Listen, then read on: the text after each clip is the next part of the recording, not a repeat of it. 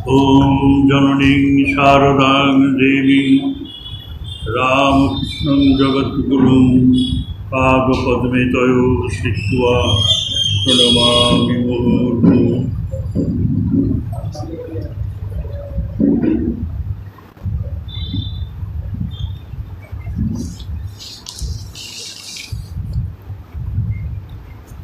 মা আছেন আর আমি আছি, আমার ভাবনা নেই। কিন্তু ভাবনা কখন থাকে? যখন মা নেই, আমিও নেই, অথবা মা নেই আমি আছি, ভাবনা তখন বেড়ে ওঠে।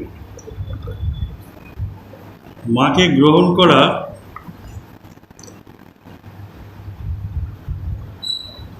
মনের ভেতরে এটি খুব কঠিন কাজ। স্মৃতির ভেতরে থাকবেন মা। আপনারা ধ্যান জপের জন্য এসেছেন, এখানে আছে সমবেত ধ্যান। আমি এই কথাটার একটু আলোচনা করব। জপ তো করতে পারেন,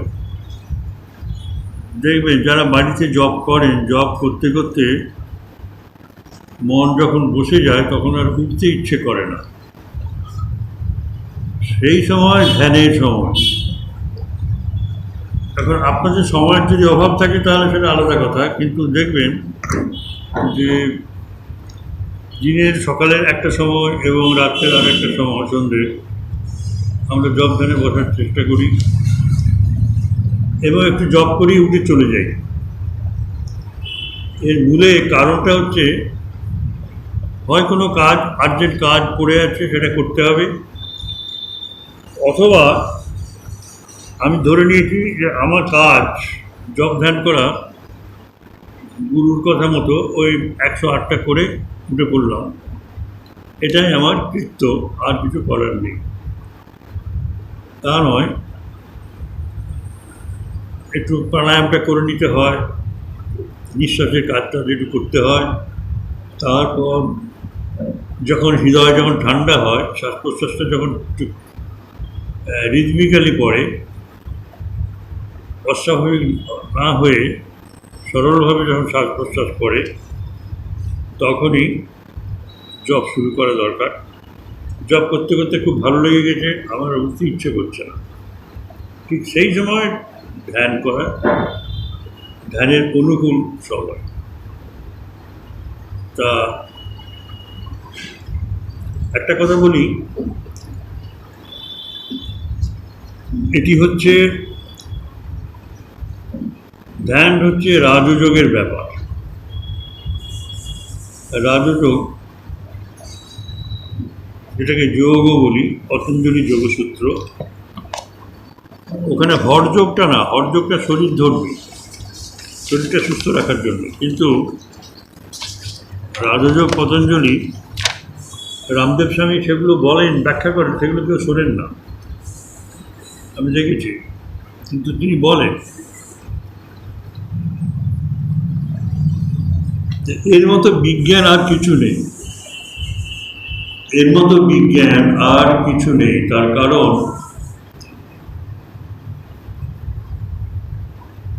অন্যান্য বিজ্ঞানে, ফিজিক্যাল বিজ্ঞান বলছি, সেখানে কনক্লুশনের পরেও আবার আরেকজন এসে অন্যরকম কনক্লুশন বা উপসংহার টানে।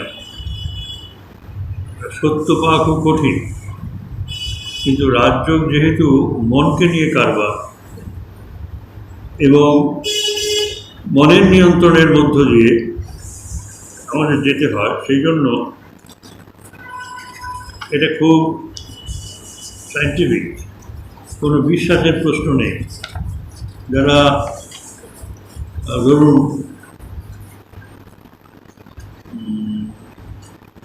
আমি বলতে চাচ্ছি, যারা নাস্তিক, এসব বিশ্বাস টিশ্বাস করেন না, নাস্তিক, তাদের জন্য বলি, তারাও কিন্তু এই রাজযোগের ব্যাপারে কিচ্ছু বলতে পারবেন না, অস্বীকার করতে পারবেন না। রাজযোগের ধারণা তাদেরও গ্রহণ করতে হবে। তা আমাদের স্বামীজি সেজন্য তার পাশ্চাত্য শিষ্যদের জন্য বটে এবং আমাদের জন্যও বটে রাজযোগের সুবিশাল ব্যাখ্যা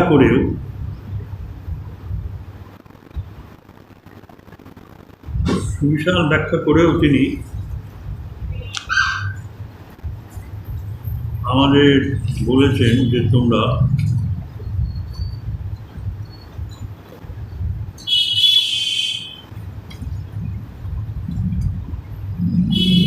আমার সরল রাজযোগটা পড়বে। যদি আসল রাজযোগের ভেতরে প্রবেশ করার অর্থাৎ অন্তঃপ্রকৃতিকে জয় করবার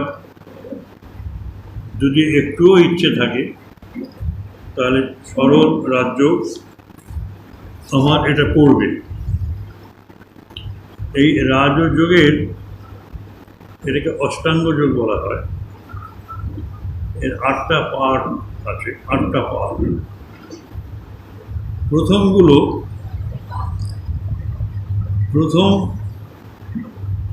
5টা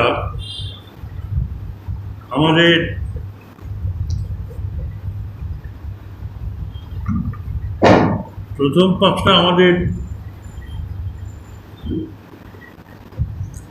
কিছু যোগ্যতা অর্জনের জন্য অশান্ত মন নিয়ে রাজযোগ প্র্যাকটিস করে যায়।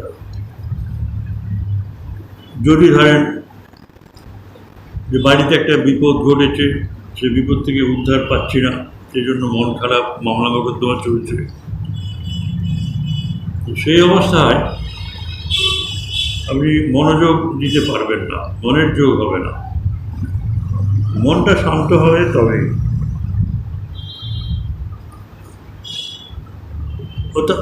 ওই ব্যাপারগুলোকে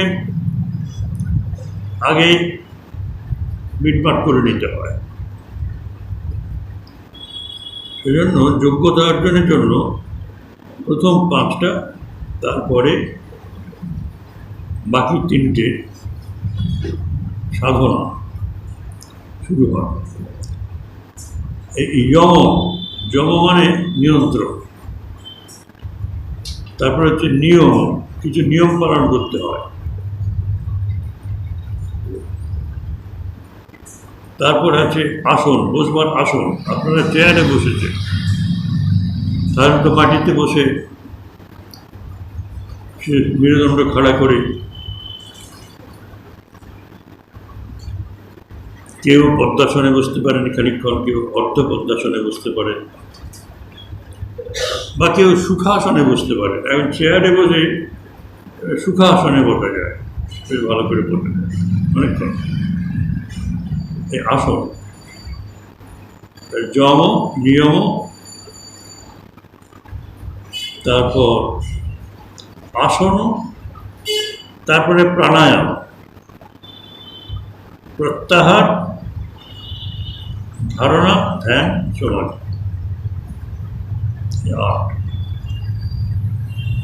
বলছে যম কাকে বলে? অহিংসা। অহিংসা পালন করতে হয়, সত্য কথা বলতে হয়।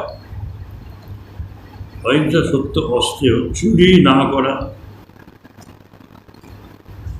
মানে আনফেয়ার ওয়েতে নিজের সম্পদ না বাড়ানো, সৎ উপায়ে উপার্জন করা,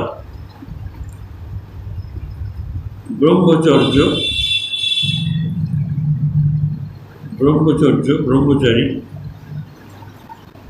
গৃহস্থদেরও ব্রহ্মচর্য পালন হয়। অপরিগ্রহ মানে নন রিসিভিং থিংস ফ্রম আদার্স। আমাকে কেউ যদি কিছু দিতে আসে আমি সেটা নেব না, সেটা আমার দরকার নেই। এই জন্য দরকার নেই যে আমি ওই জিনিসটা পাওয়ার জন্য কোনো পরিশ্রম করিনি, আমি সেটা কেন নেব? আর কারো কাছ থেকে কিছু নিতে গেলে পরে তার কর্মের ফলটা গ্রহণ করতে হয়। এইগুলো হচ্ছে বাইরের জিনিস। যম মানে অহিংসা, সত্য, অচৌর্য, ব্রহ্মচর্য এবং অপরিগ্রহ। এবার নিয়ম বলছে, কিছু নিয়ম বলছে। শৌচ, শৌচ মানে ইচ্ছা পায়খানা করে গা হাত পা ধোয়া ভালো করে, স্নানাদি করা,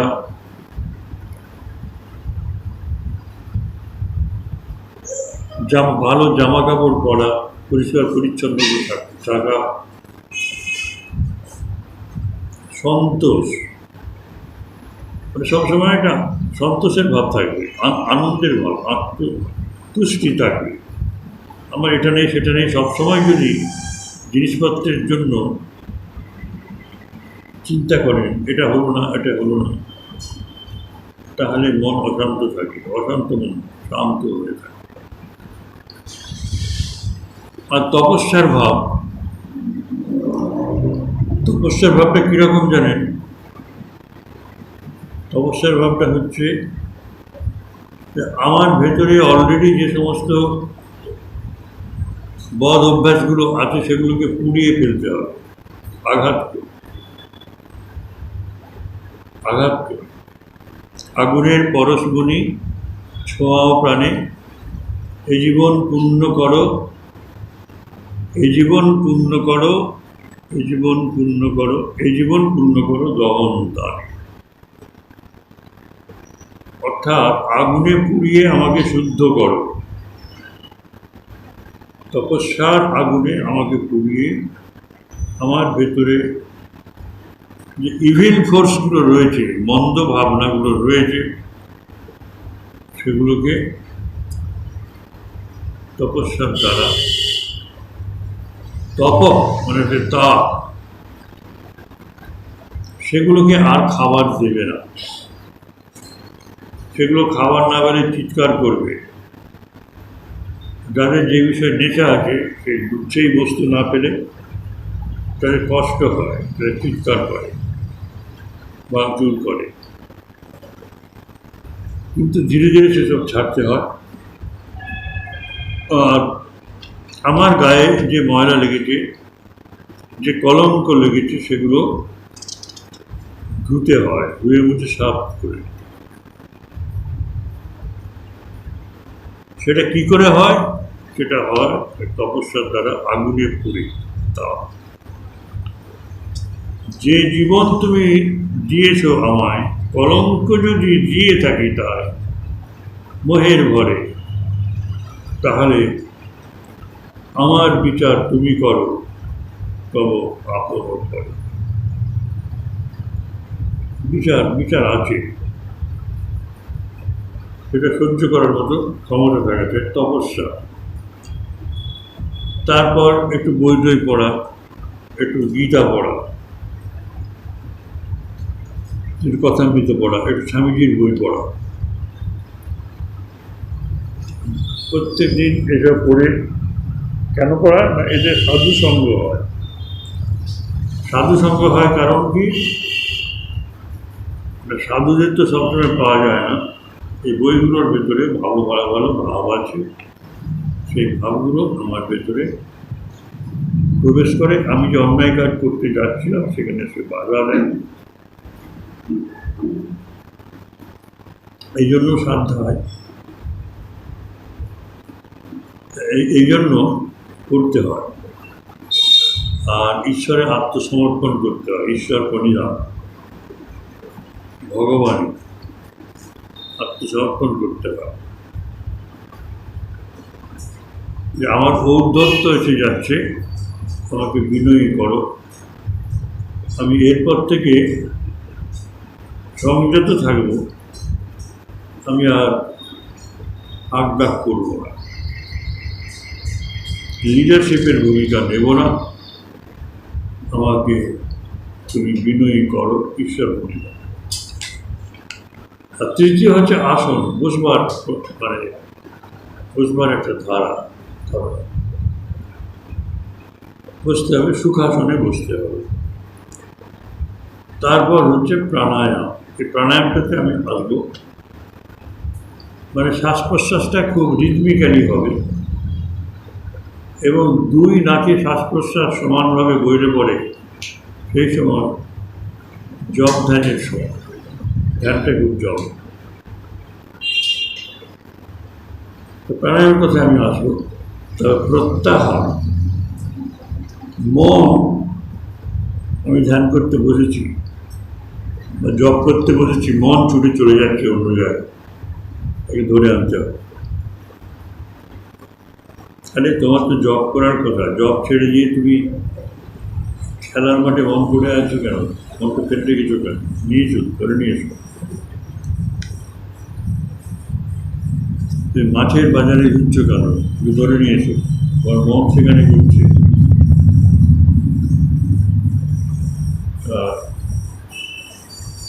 এই প্রত্যাহার, তাকে ফিরিয়ে আনতে হয়। এই পাঁচটা জিনিস, যম নিয়ম আসন প্রাণায়াম প্রত্যাহার, এদের ভেতরে এইসব আছে। ফিরিয়ে আনতে হবে। অন্তর্মুখী করো, বহির্মুখী চিন্তা। ঠাকুর ঘরে বসতে ভালো লাগছে না, একটু ঘুরে আসে, বহির্মুখী চিন্তা। এগুলোকে নিয়ন্ত্রণে আনতে হবে। এই তো গেল প্রত্যাহার। এইবারে ধারণা। একটা জিনিসে, একটা ভাবে বা একটা ধারণা, একটা ভাবনাতে আমাদের মন যদি 12 সেকেন্ড থাকে, যদি ধরে রাখতে পারি, এটা হচ্ছে স্টার্টিং পয়েন্ট। 12 সেকেন্ড মন একটা বস্তুতে ধরে রাখে, বস্তুতে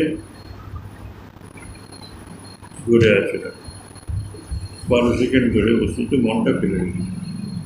একটা একটা ধারণা, এরকম 12টা ধারণা নিয়ে 144 সেকেন্ড যদি আপনি ধরে রাখতে পারেন মন, তাহলে সেইটাই হবে একটা ধ্যান।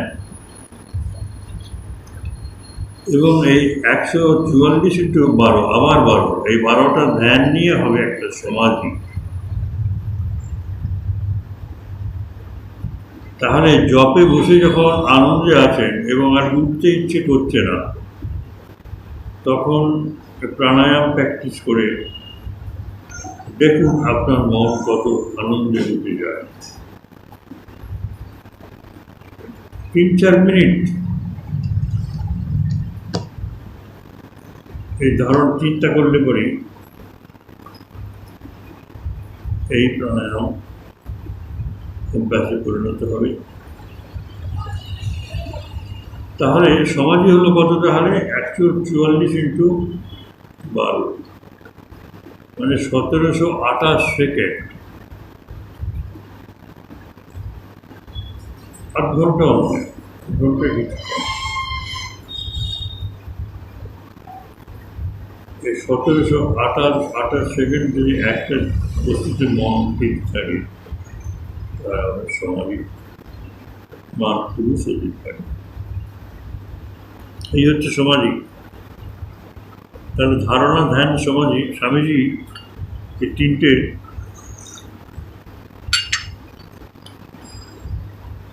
খুব গুরুত্ব দিয়ে গেলে বলছেন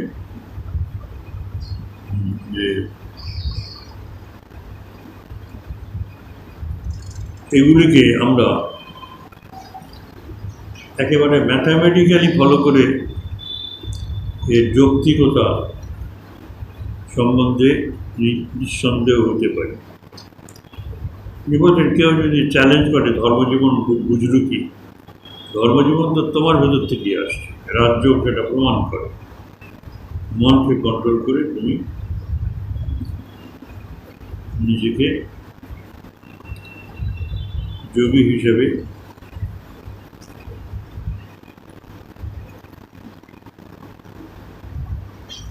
আবির্ভূত হতে পারো, এই খুব ভালো জিনিস।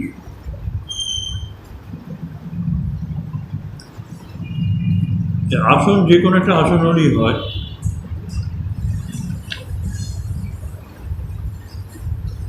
আমি মহারাজের বলছি সরল রাজ্য, তিনি একটা লিখেছেন সরল রাজ্য, কঠিন রাজ্য হচ্ছে সরল রাজ্য সবার জন্য।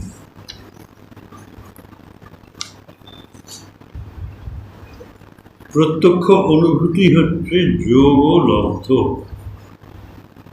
এবং সবাই বলেছে আমি দেখেছি, আমি জানি, তোমাকেও দেখাতে পারি। আপনি ঈশ্বরকে দেখেছেন? বলে হ্যাঁ আমি দেখেছি। তোকে যেমন করে দেখছি তার চেয়েও স্পষ্ট করে দেখছি, তুই যদি চাস তোকেও দেখাতে পারবো। এটা যোগীরাই বুঝতে করেছে।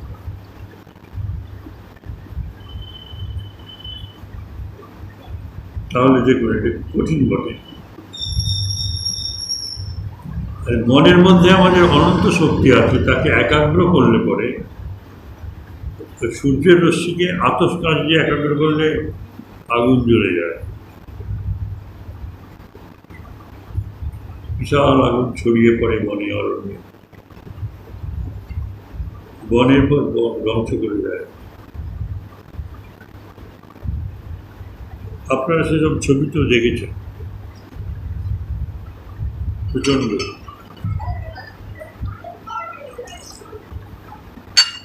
আচ্ছা, বলছেন যোগ মানে হচ্ছে জুড়ে দেওয়া, যোগ করো। কিরকম জুড়ে দেওয়া? জীবাত্মার সঙ্গে পরমাত্মার যোগ করে দেওয়া, মিলন করে দেওয়া।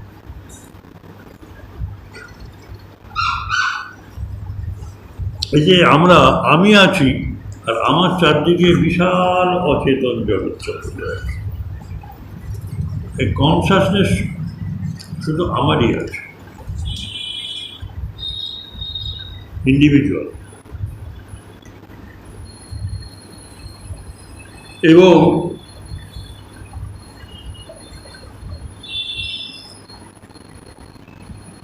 এই ধীরে ধীরে এই যে অচেতন পদার্থ দ্বারা আমরা চারদিকে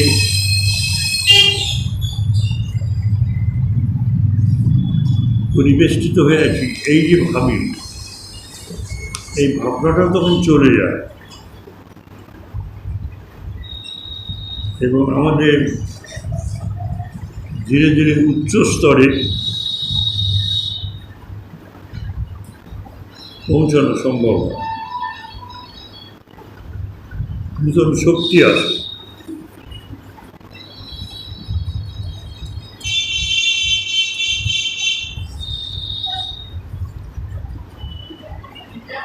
তাহলে যারা সাধক যদি একটু উন্নতি চান,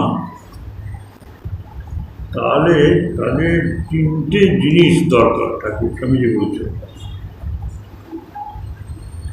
বলছেন যে ইহলোক পরকালের ভোগ বাসনা ছাড়তে হবে, শুধু চাইতে হবে ভগবান আর সত্য। ভগবানের পথে থাকা মানে সত্য পথে থাকা।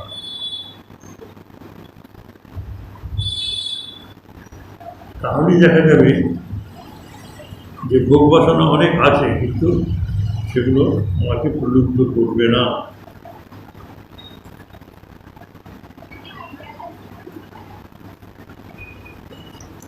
এটা একটা। দ্বিতীয়, আমাকে চাইতে হবে যে আমি ভগবানকে চাই।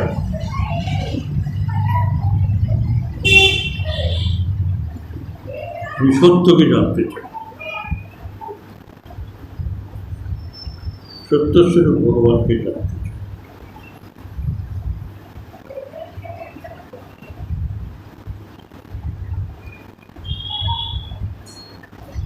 এটা একটা বড় জিনিস। তৃতীয় হচ্ছে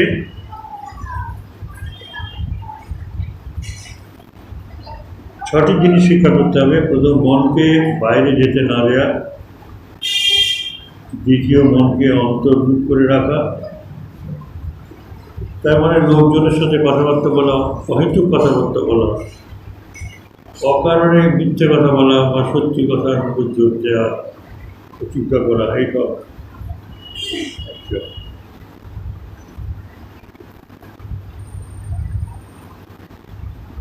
তাহলে প্রতিবাদ না করে সব জিনিস সহ্য করতে হয়। পরাপকার ও সহনম ক্ষমা, পরের অপকার সহ্য করার নাম হচ্ছে ক্ষমা। শক্তি থাকা সত্ত্বেও দুর্বল ক্ষমা করতে পারে না। 3 নম্বর। 4 নম্বর, আমি শুধু ভগবানকেই চাই।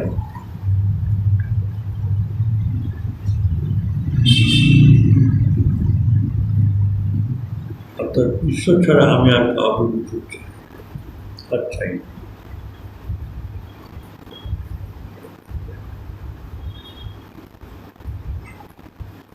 আর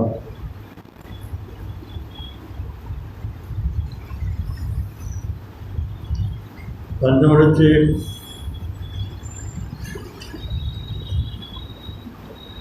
একটা যে কোনো বিষয় নিয়ে তা শেষ পর্যন্ত বিচার করো এবং সমাধান না করে ছেড়ো না। সময় হিসেব করা দরকার। আমাদের জীবন সত্যকে জানবার জন্য, ইন্দ্রিয় তৃপ্তির জন্য নয়। ইন্দ্রিয় তৃপ্তি পশুরা করে, আমরা কখনো তাদের মতো ভোগ করতে পারি না।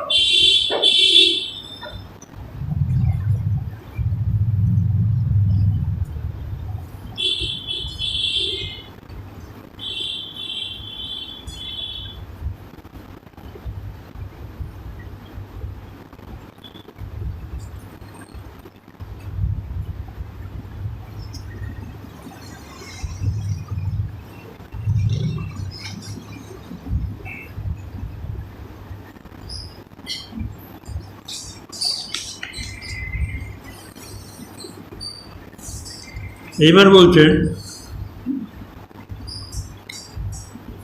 যে বেশি খায় বা যে একদম খায় না, যে বেশি ঘুমোয় বা যে একেবারেই ঘুমায় না, সে যোগী হতে পারবে না। সুতরাং আমাদের মধ্যপন্থা অবলম্বন করতে হবে। অজ্ঞান, চঞ্চলতা, ঈর্ষা, আলস্য, তীব্র আসক্তি, এরা যোগ ও জীবনের জন্য পরম শত্রু।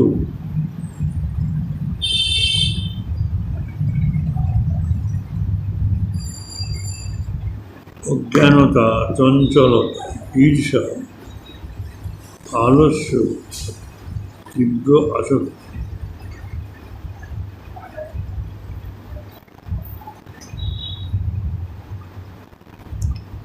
প্রথমে মনের এবং দেহের পবিত্রতা।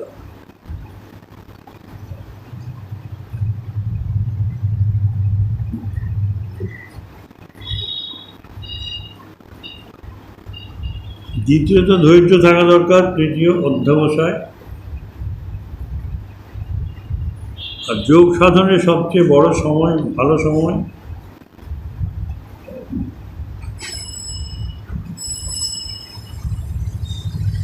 রাত্রি এবং দিনের সন্ধিক্ষণ।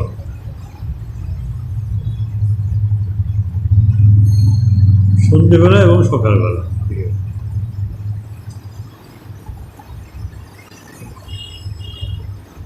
দেহ এবং মন এই সময় খুব শান্ত থাকে।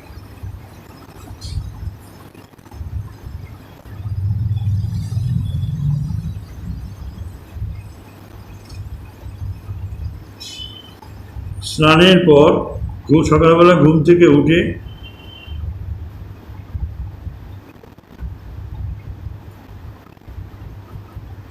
এবং সবার আগে এই সাধন অভ্যাস করি। ব্যক্তিগত পরিচ্ছন্নতা খুব পরিপাটিভাবে প্রয়োজন। প্রত্যহ স্নান করবে। স্নানের পর বেশ দৃঢ়ভাবে আসনে বসবে।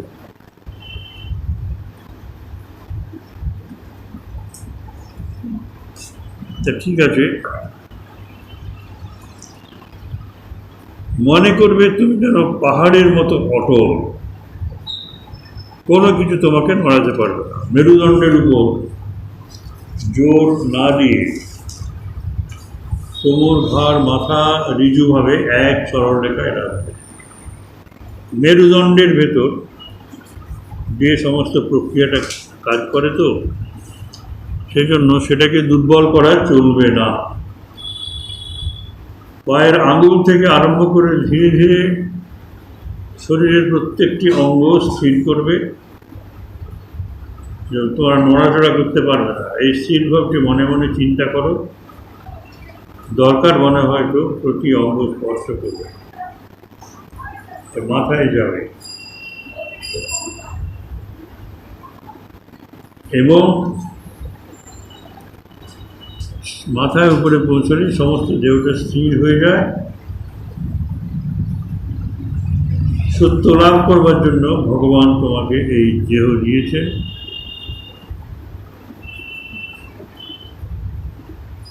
খুব ভালো কথা। সুতরাং এই সংসার সমুদ্রের পরপারে চিরন্তন সত্যের রাজ্যে তোমাকে যেতে হবে। এই দেহকে আশ্রয় করি।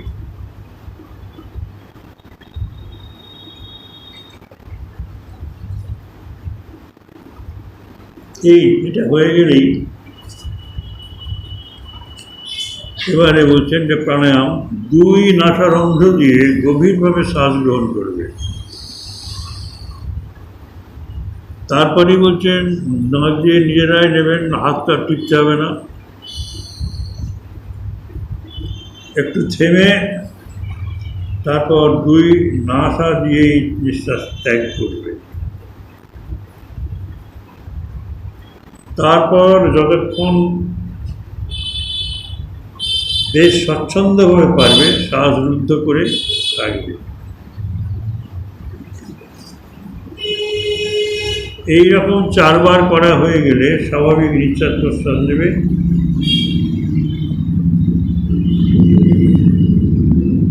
এবং জ্ঞানার্জনের জন্য, জ্ঞানার্জনের জন্য ভগবানের কাছে আর প্রার্থনা।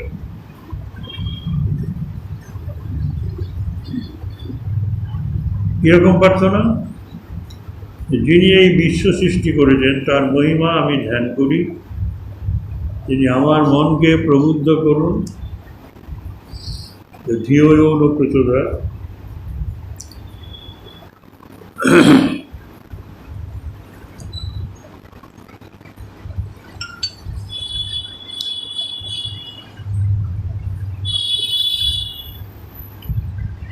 বলছেন সৎ চিন্তা করবে, আমরা যা চিন্তা করি তাই হয়ে যায়।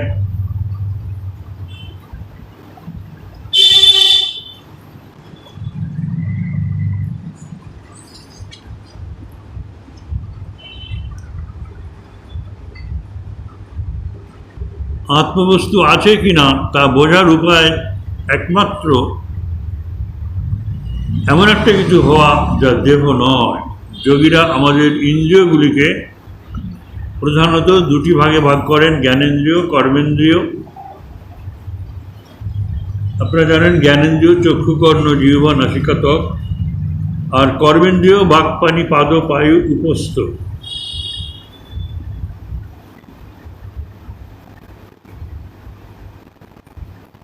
এই আমাদের জিনিস।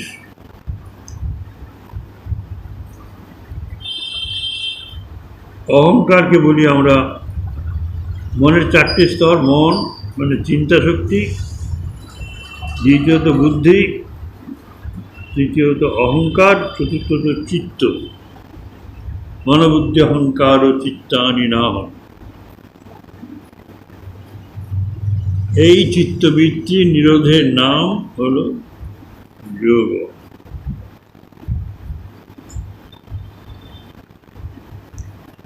চিত্তবৃত্তির নিরোধক যোগ, এটা বলেছে।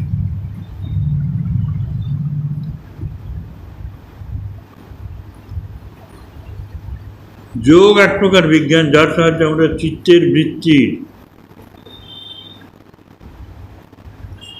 বিভিন্নভাবে রূপান্তরিত হওয়া বন্ধ করতে পারি।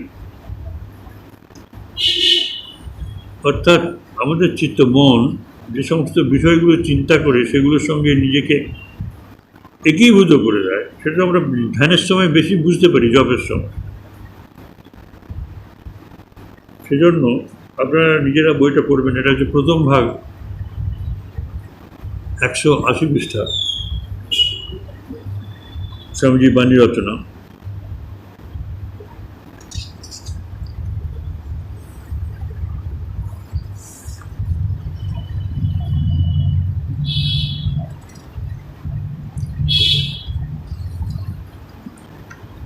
আজকের আলোচ্য বিষয় প্রাণায়াম বা প্রাণের নিয়মন। বলছেন, রাজযোগের সাধনায় প্রাণবায়ু চিত্তভূমির মধ্য দিয়ে আমাদের আধ্যাত্মিক রাজ্যে নিয়ে যায়।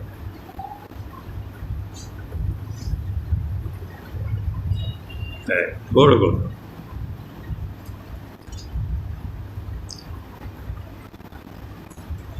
প্রাণবায়ু বা শ্বাস প্রশ্বাস হচ্ছে সমগ্র দেহযন্ত্রের নিয়ামক, এটা চক্র।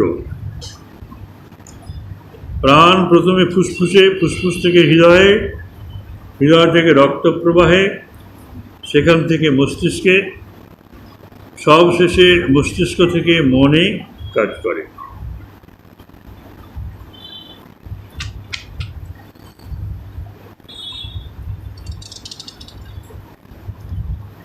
বহিঃপ্রকৃতি আমাদের অন্তরের সাম্যভাব নষ্ট করে দেওয়ার চেষ্টা করে, কিন্তু আমরা তার সাম্যভাব নষ্ট করতে পারি না। যেটা আমাদের পারা উচিত, এসবই ভুল। প্রকৃতপক্ষে অধিকতর শক্তি রয়েছে আমাদের ভেতরে। যারা নিজেদের চিন্তাধারা, চিন্তা রাজ্য জয় করেছেন, তারাই আচার্য, তারাই মানুষ। তাদের কথার শক্তিও তাই এত বেশি। এই প্রাণায়ামের 3টি অঙ্গ: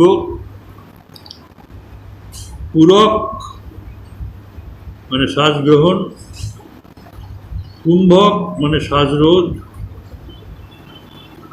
আর রেচক ত্যাগ।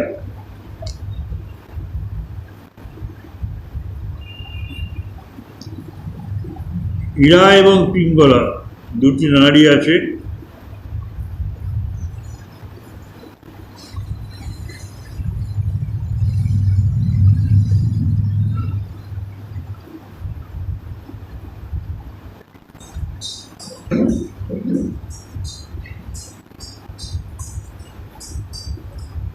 এটি ইড়া পিঙ্গলা। পিঙ্গলা হচ্ছে সূর্য নাড়ি, ইড়া হচ্ছে চন্দ্র নাড়ি।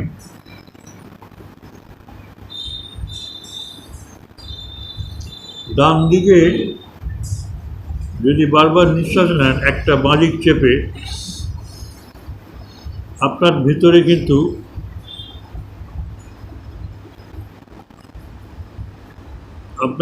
কিন্তু উত্তপ্ত একটা হাওয়া বইবে, শীতল ভাব চলে যাবে। যারা সর্দিতে ভোগেন তাদের এটা একটা উৎকৃষ্ট ঔষধ।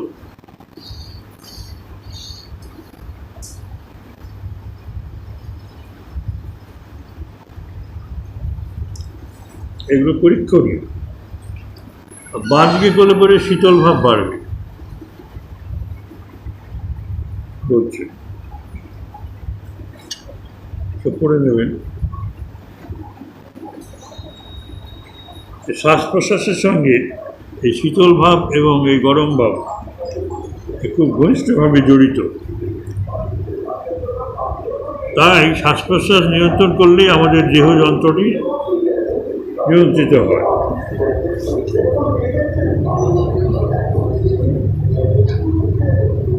এইবার প্রাণায়ামের দ্বিতীয় প্রণালী,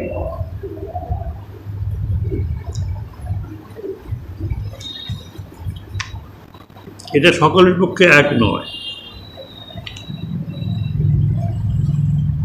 প্রাণায়াম একটা ছন্দের তালে তালে নিয়মিতভাবে করতে হয়। তা করবার সহজ উপায় হচ্ছে গণনা করা, তবে সেটা একেবারে যন্ত্রের মতো হয়ে পড়ে। তাই গণনার নির্ধারিত সংখ্যায় আমরা পবিত্র ওঙ্কার জপ করতে বলি। প্রাণায়ামে অঙ্গুষ্ঠর দ্বারা নাসিকা বন্ধ করে 4 বার ওম জপ করতে করতে বাম নাসায় ধীরে ধীরে নিঃশ্বাস দিতে হয়। 4 বার ওম করলো, 4, 1, 2, 3, 4, এই 4 বার এবার নেওয়া হলো। তারপর বাম নাকে তর্জনী রেখে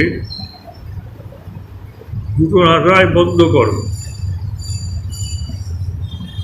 মাথাটিকে বুকের উপর অবনমিত রেখে একটু এভাবে মনে মনে 8 বার ওম জপ করো। তার শ্বাস রেখে দেওয়া হলো। সুতরাং 4 বলতে বলতে নিয়েছি, 8 বলতে বলতে এটা ধরে রেখেছি।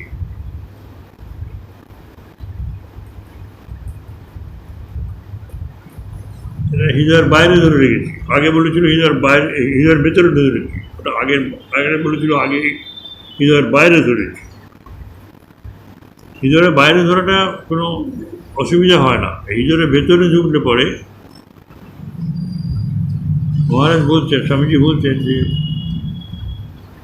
2-4টে জায়গায় পর্যন্ত আমরা এগোবো, কিন্তু খুব জটিল তত্ত্বে যদি যাই প্রাণায়ামের, তাহলে গুরু চাই। যেগুলো গুরু ছাড়াই চলবে সেগুলোই বলছেন। এই যখন শ্বাস ফেলা শেষ হয়ে যাবে, তখন ফুসফুস থেকে সমস্ত বাতাস বের করে যাওয়ার জন্য তলপেট সংকুচিত করবে।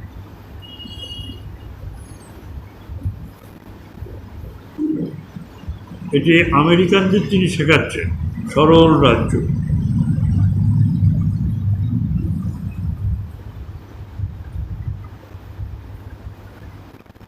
চার বলতে বলতে নেবেন, 8 বলতে বলতে রেখে দেবেন।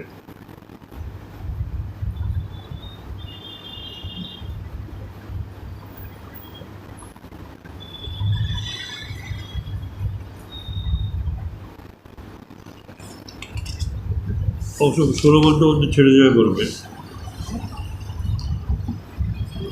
আবার 4 বলতে বলতে দক্ষিণ নাসা দিয়ে ধীরে ধীরে শ্বাস নিতে হবে।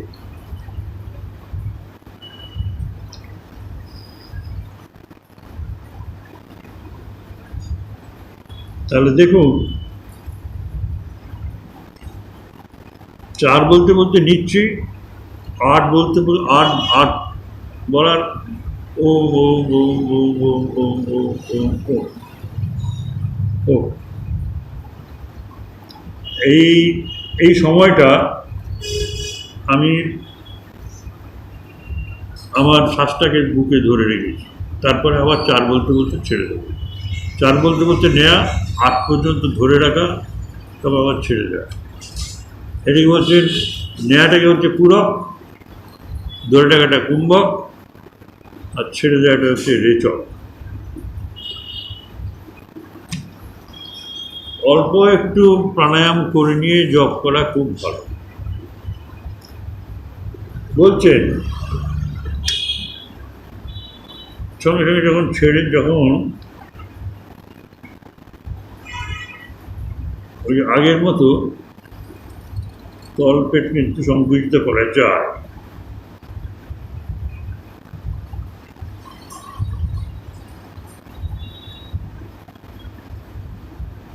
ছেড়ে দেওয়ার সময় তলপেটটা সংকুচিত করতে হয়। যখনই বসবে এরকম 2 বার করবে। দক্ষিণ নাসায় দুবার, বাম নাসায় দুবার, মোট 4 বার প্রাণায়াম করবে। আর বসবার আগে প্রার্থনা করে নেবে 1 সপ্তাহ ধরে এরকম অভ্যাস প্রয়োজন। তারপর ধীরে ধীরে প্রাণায়ামের সংখ্যা বাড়িয়ে দিও।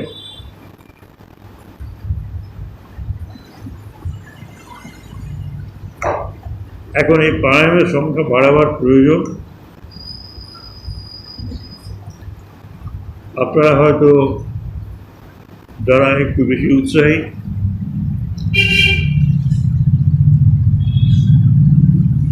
তারা করতে পারেন। স্বামীজি সে অনুমতি দিচ্ছেন, যদি 6 বার প্রাণায়াম করো তাহলে শ্বাস নেবার সময় 6 বার, নিঃশ্বাস ফেলবার সময় 6 বার, আর কুম্ভকের সময় দ্বিগুণ 12 বার ওম জপ করবে।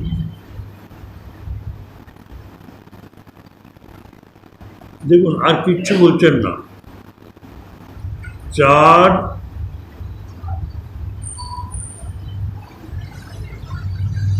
4 তারপরে বলছেন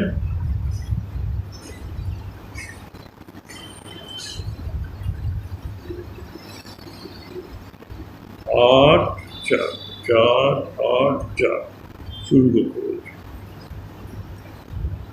তারপরে 6 বার, 6 বার যখন বলছেন যে ও ও ও ও ও, এর মধ্যে এই 6 বার যদি প্রাণায়াম করেন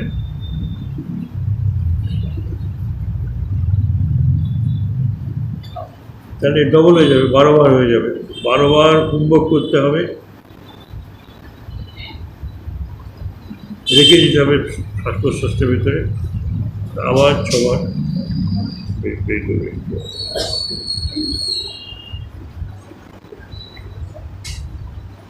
অর্থাৎ যদি কেউ 1 সপ্তাহ ধরে প্রথম অভ্যাসটা করার পর প্রাণায়ামের সংখ্যা বাড়াতে চান, তাহলে শ্বাস গ্রহণ, শ্বাস রোধ এবং এই ত্যাগের সংখ্যাও সেই অনুপাতে বাড়াতে হবে। অর্থাৎ যদি 6 বার প্রাণায়াম করো তাহলে শ্বাস নেওয়ার সময় 6 বার,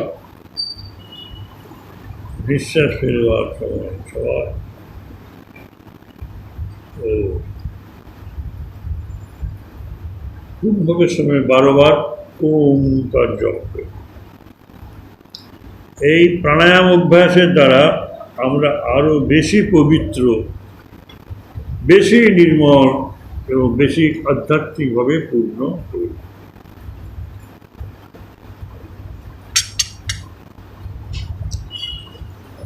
আমি ব্যাপারটা কিন্তু প্রথমেই বলে দিয়েছি। আপনার কড়াতে দুধ চাপানো আছে, আপনি সেই অবসর ফাঁকে 2 মিনিট একটু জপ করে ব্যাস ভগবানের কাজ শেষ করবেন। এই রকম অবস্থা যদি হয় তাহলে কিন্তু ওই রকমই হবে। তাহলে আমাদের ভাগবত জীবন ওই রকমভাবেই অবহেলিত হবে। বলছেন সেই সব মানুষ যারা জপ করতে অবসর আছে, জপের অবসরটাই নেই, বাকি সব কাজেরই অবসর আছে।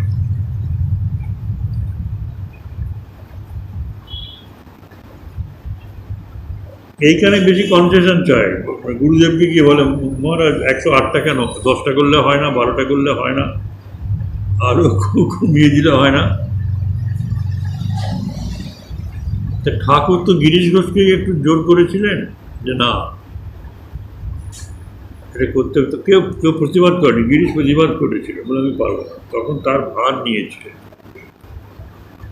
সে ভারটা নেওয়া খুব কঠিন হয়েছিল গিরিশের পক্ষে।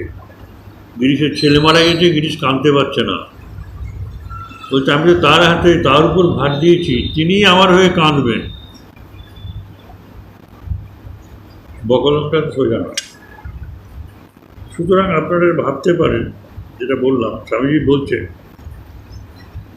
এমন কিছু না, এই মানে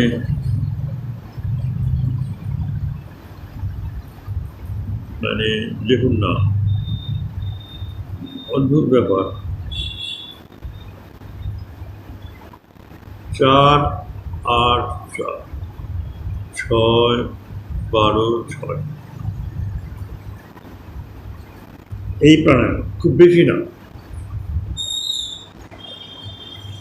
এই প্রাণায়াম অভ্যাসের দ্বারা বেশি পবিত্র, নির্মল ও আধ্যাত্মিক পূর্ণভাবে থাকি, কিন্তু কোনো শক্তি চেয়েও না, আমি যা বলবো তা ফলে যাবে এরকম চেয়েও না।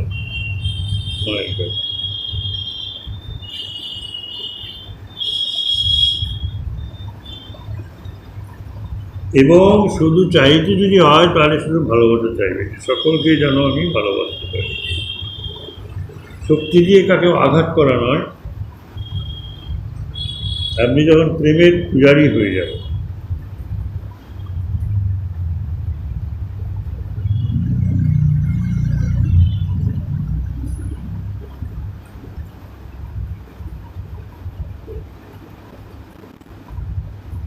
তাহলে আমাদের যে আত্মা আছে, গভীর ঘুমে যার সাথে আমরা এক হয়ে থাকি তাকে আত্মা বলে। এটা হচ্ছে তৃতীয় পাঠ। আত্মার স্বরূপটা তো জানতে হবে। যোগীরা অনুভব করে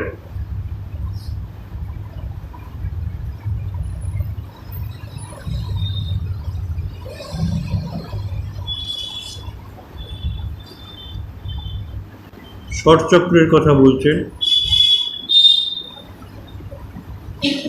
সে একটা গান আছে, জাগো মা কুলকুণ্ডলিনী, তুমি ব্রহ্মানন্দ স্বরূপিণী, তুমি নিত্যানন্দ স্বরূপিণী, প্রসুপ্ত ভুজগাকারা আধার পদ্মবাসী। তুমি ঘুমোচ্ছ যেন প্রসুপ্ত ভুজগাকারা সাপের মতো, স্বয়ম্ভু শিববেষ্টিনী। গচ্ছ সুষুম্নারোপর স্বাধিষ্ঠানে হও উদিত, মণিপুর অনাহত বিশুদ্ধ আজ্ঞা সঞ্চারে। আজ্ঞাটা বিশুদ্ধ, অনাহত বিশুদ্ধ আজ্ঞা। শিরসী সহস্র দলে পরম শিবেতে মিলে, ক্রীড়াকর কুতূহলে সচ্চিদান নন্দদায়ী।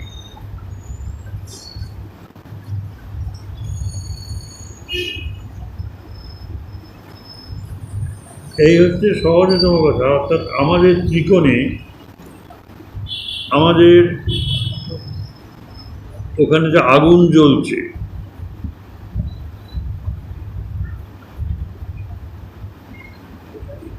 মূলাধারে যেখানে আমাদের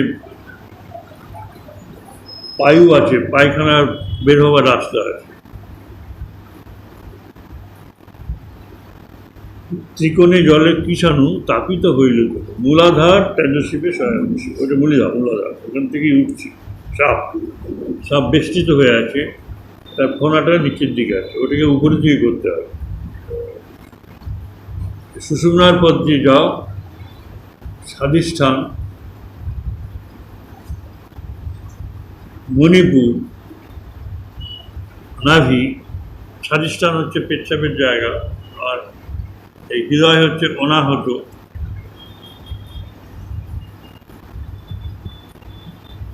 মণিপুর অনাহত, মণিপুর হচ্ছে নাভি, অনাহত হৃদয়, বিশুদ্ধ চক্র এই হচ্ছে এইখানে গলাতে কণ্ঠ, আজ্ঞা বিশুদ্ধ আজ্ঞা, বিশুদ্ধ আজ্ঞা সঞ্চয়। শিরস্য সহস্রদলে পরম শিবে দেবে, ষটচক্রে ভেদ হয়ে গেল। এগুলো তো শ্রীরামকৃষ্ণের অহরহ হতো, সমাধিস্থ হয়ে যেতেন এবং লোক অবাক হয়ে চেয়ে দেখতো, তারা শুনেছে, সব বইয়ে পড়েছে এখানে হচ্ছে, সব স্বামীজিরও হয়েছে। এই মূলাধার চক্র খুব গুরুত্বপূর্ণ।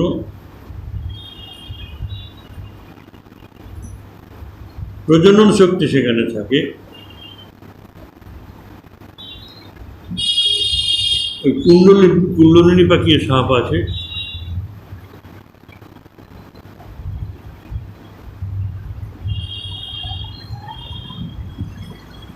এখন বলছেন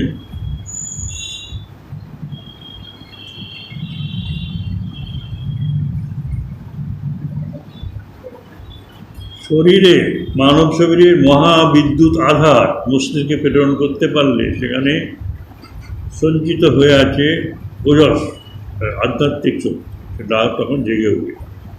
সকল চিন্তা, সকল প্রার্থনা ওই পশু শক্তির কিছুটা ওজস শক্তিতে পরিণত হয়ে আমাদের আধ্যাত্মিক শক্তি আগে সাহায্য করবে। ওই ওজস হচ্ছে মানুষের মনুষ্যত্ব। মাকে একমাত্র মনুষ্য শরীরে এই শক্তি সঞ্চয় করা সম্ভব। যোগীরা মনে মনে কল্পনা করেন যে এই কুণ্ডলিনী সর্প সুষুম্না পথে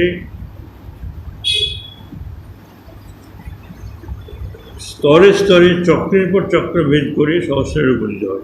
স্তরগুলো কি? মূলাধার, স্বাধিষ্ঠান, মণিপুর, অনাহত, বিশুদ্ধ, আজ্ঞা, এই এক একটা স্তর চক্র। এইসব শক্তিগুলো সৃষ্ট হয়ে আছে, এদিকে সৃষ্টি কেউ করেনি।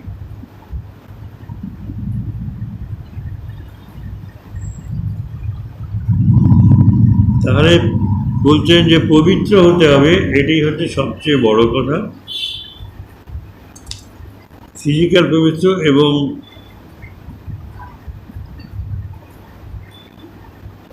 একাডেমিক লাইনে যে পরীক্ষা ফিজিক্যাল ধরা হয়,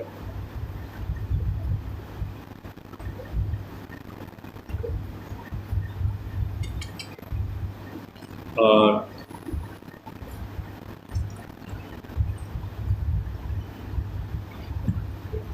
এই পবিত্রতা বিবাহিত এবং অবিবাহিত উভয় পক্ষের জন্যই বিহিত।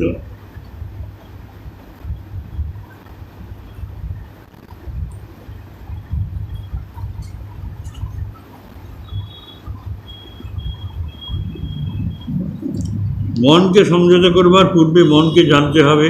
চতুর্থ পাঠ, চঞ্চল মন শ্বাস প্রশ্বাস নিলেই আপনি যদি শুধু এরকম করেন, নাক দিয়ে নিঃশ্বাস নিয়ে ধীরে ধীরে মুখ দিয়ে ছাড়েন, যতটা পারেন একটু থেমে আবার নাক দিয়ে নেবেন, মুখ দিয়ে ছাড়েন। তাই আমরা যে কথাটা বারবার ধরে বলছি, যে নিঃশ্বাসটা যদি আপনি নাক দিয়ে নেন, মানে নাক টিপতেও হবে না, কিছু না, এটাও আছে, নিচ্ছেন, একটু ধরে রাখলেন 1-2 মিনিট, মানে কয়েক সেকেন্ড, তারপর ছেড়ে দিচ্ছেন, আবার নিলেন, আবার ছেড়ে দিলেন। তো হাঁপাবেন না। এইভাবে নিয়েও দেখবেন মন শান্ত হয়ে গেছে, তখন জপ করুন। তারপরে স্বামীজি যেভাবে নির্দেশ দিচ্ছেন সেটা করুন। আপনি কাজ থেকে গিয়ে হঠাৎ গিয়ে ঠাকুর ঘরে বসে পড়লেন যে আমার সময় হয়ে গেছে, বসি, এবার দেখছেন এই হাঁপাচ্ছেন। এই হাঁপানিটা শান্ত মনটা আনার জন্য শ্বাস প্রশ্বাস অত্যন্ত গুরুত্বপূর্ণ ব্যাপার। আর একটা কথা বলে দিই, এটা কোভিডের সময় আমরা বলে দিয়েছিলাম, এটা সায়েন্টিফিক্যালি ট্রু, বুঝলেন, যে আপনার অক্সিজেন যখন কমে যাচ্ছে দেখছেন, আপনি অক্সিজেন নাম্বার দেখছেন, আপনার অক্সিজেন হচ্ছে 95, তা আপনি ওইটা ধরে রেখেই মেশিনে হাতটা দিয়ে শ্বাস প্রশ্বাসটা নেন, নাক নিয়ে মুখ দিয়ে ছাড়ুন, নাক নিয়ে মুখ দিয়ে ছাড়ুন। 6-7টা ডাক দেওয়ার পর দেখবেন ওটা মানে 96 হচ্ছে, 97 হচ্ছে, 98 হচ্ছে, দেখবেন 99 হয়ে যাচ্ছে। মানে আপনি বিপদকালেও কিন্তু এই শ্বাস প্রশ্বাস নিয়েই আপনার অক্সিজেন লেভেল বাড়াতে পারেন। নাক নাক দিন প্রাণ ভরে নিঃশ্বাস নিয়ে ধীরে ধীরে মুখ দিয়ে ছাড়বেন,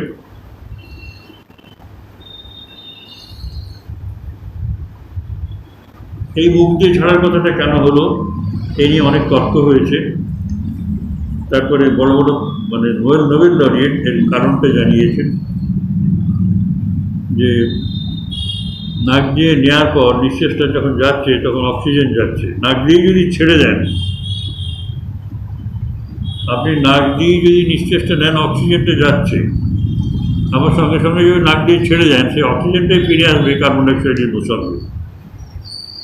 তাহলে অক্সিজেনটা যে প্যাসেজ দিয়ে যাচ্ছে কার্বন ডাইঅক্সাইডটা অন্য প্যাসেজ দিয়ে বের করতে হবে। ব্যাপারটা বুঝতে পারছেন? আপনি নিঃশ্বাসটা নাক দিয়ে নিচ্ছেন, নাক দিয়ে নিচ্ছেন, নাক দিয়ে ছাড়ছেন, তা অক্সিজেন এই গেল, আবার কার্বন ডাইঅক্সাইড এই ফিরে এলো, আবার যে অক্সিজেন যাবে সেগুলো সব পিওর অক্সিজেন থাকছে না। সেই জন্য যতই নাক দিয়ে নিয়ে নাক দিয়ে ছাড়ুন আপনার 95% থাকবে, কিন্তু যে মুহূর্তে নাক দিয়ে নিয়ে মুখ দিয়ে ছাড়ছেন, এটা কয়েকবার করলে পরই দেখবেন এটা বেড়ে বেড়ে যাচ্ছে। তো এটা নিয়ে অনেক মানে পপুলার করার জন্য চেষ্টা করেছিলাম, মঠেও পাঠিয়েছিলাম, মঠে কেউ কেয়ার করেনি। কিন্তু বলভদ্রানন্দ আমাকে বললেন যে সত্যদা মানে আমাদের ছাত্র তো, তা ওটা আমি করে দেখেছি একবারে পারফেক্ট। নাক দিয়ে নিয়ে মুখ দিয়ে ছাড়লে পরে অক্সিজেন লেভেল বাড়বেই এবং ধীরে ধীরে 99ও হয়ে যাচ্ছে। তো ওটা ঠিক আছে।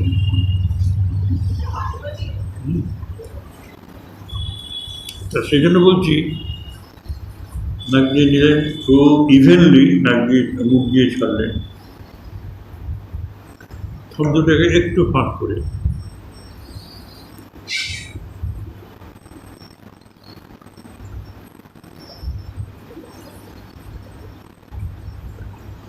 এটা জব ধ্যানের জন্য এইসব ব্যাপার।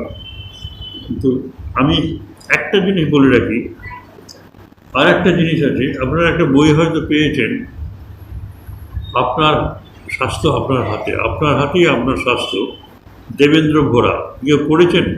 পড়ে দেখবেন, ওটা প্রত্যেকের বাড়িতে থাকা উচিত। দেবেন্দ্র ভোরা, আপনার স্বাস্থ্য আপনার হাতে।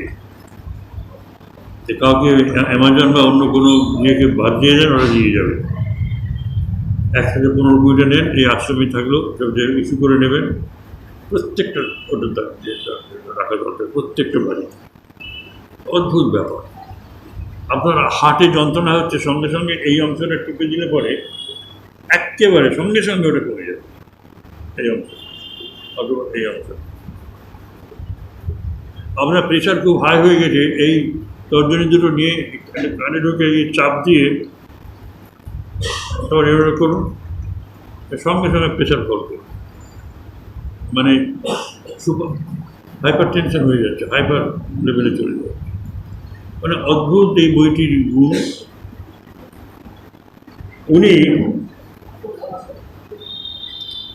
উনি বলছেন যে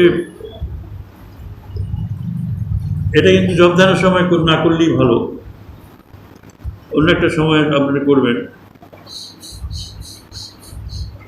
এই যে ভস্ত্রিকা বলে একটা, এই যে কপালভাতি বলে একটা কথা আছে না, কপালভাতিটা কীভাবে করেন আপনারা যেভাবে করেন সেটা ভুল করেন। কপালভাতিটা হচ্ছে নাক দিয়ে নেবেন, নাক দিয়ে ছাড়বেন যতবার পারেন, তাই তো? জানেন না? অথবা যদি জানেন তাহলে ভুল না। আর কোথাও কিছু বুক টুক পেট টেট কিচ্ছু নড়বে না, না কিচ্ছু নড়বে না। নাক দিয়ে নামেন, কুইকলি নাক দিয়ে ছাড়বেন। বলুন।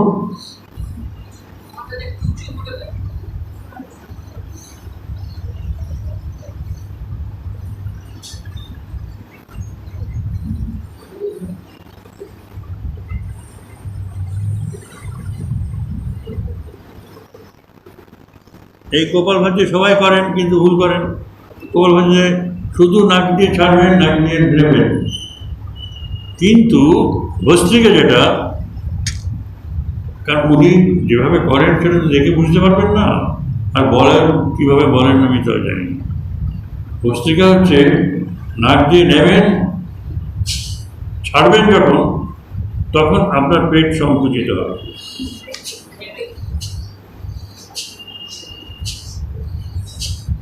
নিয়ে ছাড়বেন যখন, তখন পেটটা সংকুচিত হবে। আপনারা এইটাকে কপাল ভাতি বলে জানেন না, এটা একটা ভস্ত্রিকা।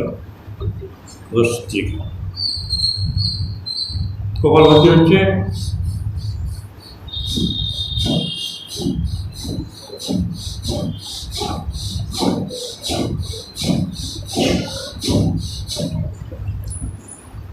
এটার দরকার হচ্ছে। এর দরকার আপনারা কাছে কীভাবে জানেন সেটা আপনারা জেনে না, কিন্তু আমরা প্রাণায়াম স্বামীজির কথাটা বলছি। সেটা হচ্ছে যে মনকে সংযত করতে বলা হচ্ছে চতুর্থ পাঠ। মনটাকে আগে জানতে হবে। ওটা হচ্ছে অনেকক্ষণ হয়ে গেল, আমি ছেড়ে দেবো। পঞ্চম পাঠ প্রত্যাহার এবং ধারণা। মনকে ছেড়ে দিয়ে অনেক সময় দেখা যাচ্ছে যে এত ডিস্ট্রাকশন আসছে, আমি এতক্ষণ থাকবো কী করে, এই বিভিন্ন সমস্যাগুলো আমার মধ্যে আসছে। আসুক না, ছেড়ে দাও, মনকে ছেড়ে দাও। ওই সমস্যাগুলোর মধ্যে ঘুরতে ঘুরতে মন ক্লান্ত হয়ে ঘুমিয়ে পড়বে, তখন আপনি ঢুলতে শুরু করবে। এই যে জবদান করতে গিয়ে যারা ঢোলেন, যারা বসে বসে ঢুলছেন দেখছেন ডজিং, তাদের মন কিন্তু বেরিয়ে গেছে, তাদের মন শান্ত হয়ে গেছে। এই কম, তাদের মন কিন্তু শান্ত হয়ে গেছে, মন কিন্তু বেরিয়ে যাচ্ছে শরীর থেকে। আর আপনি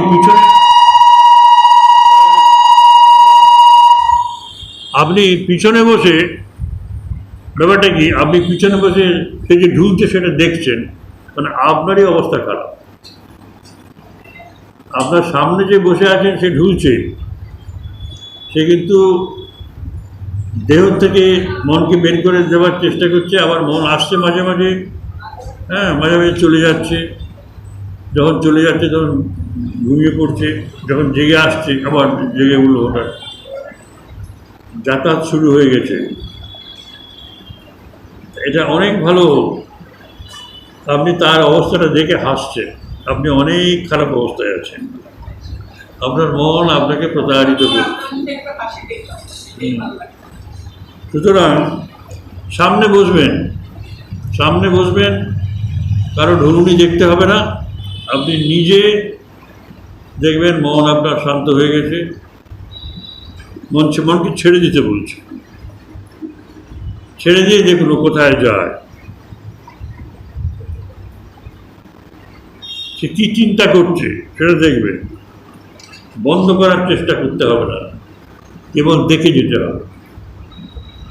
আর দেখতে দেখবে তখন মানে মন তখন ক্লান্ত হয়ে শান্ত হয়ে গেছে। তখন সে আহ্বান করবে আপনাকে, জপ করে।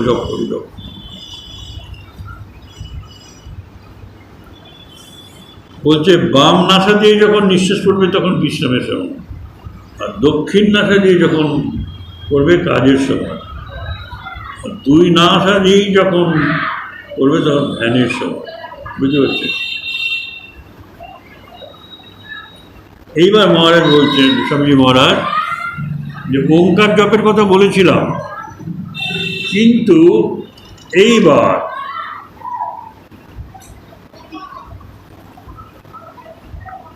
এইবার বলছেন যারা ইষ্টমন্ত্র পেয়ে গেছেন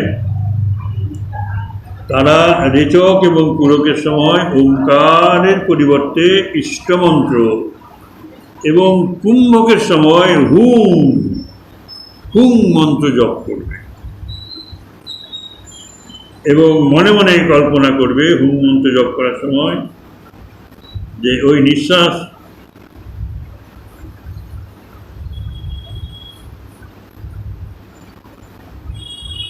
যে সাপটা মূলাধারে ঘুমাচ্ছিল তার মাথায় গিয়ে আঘাত করছে, সে জেগে উঠবে।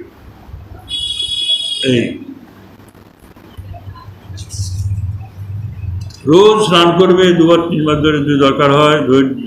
আর প্রফুল্ল থাকতে হবে, সাহসী থাকতে হবে, এবং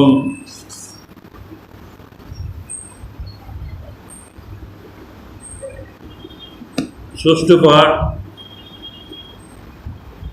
হচ্ছে প্রথমে কুণ্ডলিনীকে জাগাতে হবে, তারপর এক একটি পদ্ম ভেদ করে উপরে উঠবে এবং মস্তকে পৌঁছবে। মস্তক হচ্ছে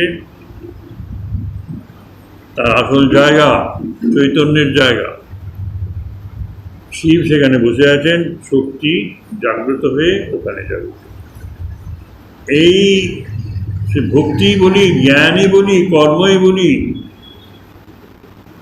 প্রসেসটা কিন্তু এই একই প্রসেস, যে ভেতরের শক্তি জাগবে, শক্তি বাইরে থেকে আসে। এটা সহজ, তখন আমরা সৎ চিত এবং আনন্দ স্বরূপ।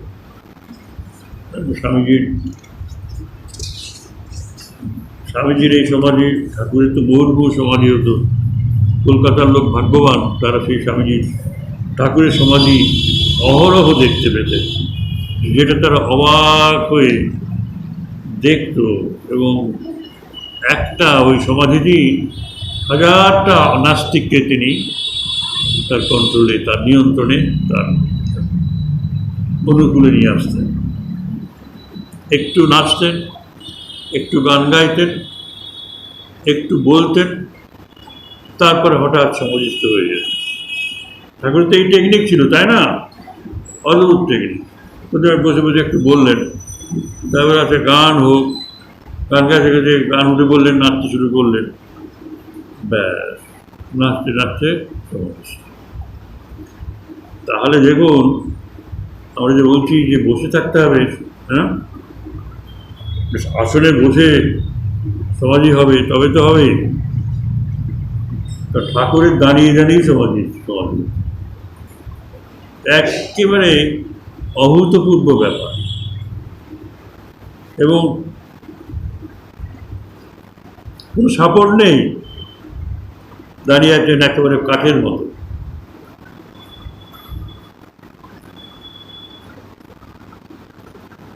সে সময় সবাই ছুঁতে পারত না, জানেন তো, ছুঁতে পারত না। বাবুরামকে ডাক, বাবুরামকে, অন্য কেউ এলে পরে চলবে না, চলবে না, যন্ত্রণা হতো, একটু নিচে নেমে আসছে। এই হচ্ছে মহারাজের, স্বামীজি মহারাজের সরল রাজ্য, বুঝলেন? সরল রাজ্য আমি একটু ব্যাখ্যা করলাম, করুন। আজকে স্বাধীনতা দিবস, এই সরল রাজ্য করলে পরে অন্তর্জগতের স্বাধীনতা আসবে, সৎ চিত এবং আনন্দ স্বরূপ। আপনারা গৃহস্থ মানুষ, কিন্তু গৃহস্থ মানুষদের জন্য স্বামীজি বলছেন যে এইটা প্রশস্ত, এতে কোনো খারাপ কিছু নেই। এখন যেগুলো খুব বেশি করে করতে হবে, নিয়মনিষ্ঠ হয়ে আরও বেশি করে, কুম্ভক হচ্ছে মানে মাত্র 4 সেকেন্ড ধরে রাখা, বা 12 সেকেন্ড বা 8 সেকেন্ড। কিন্তু যখন বলে যে 64 সেকেন্ড, 64 গোনা পর্যন্ত ধরে রাখতে হবে বাড়ি বাড়ি, তখন তো মানে গুরু ছাড়া হবে না। সেটা যদি কেউ করতে চান, দেখবেন বুকে ব্যথা হবে, তখন ছেড়ে দেবে। এই স্বামীজি দেখছেন তো, এই 6 আর 12-তে বুকে ব্যথা হবে না, বরং আপনাকে সুন্দর সুশ্রী করে তুলবে। জয় মা, হরি ওম তৎসৎ।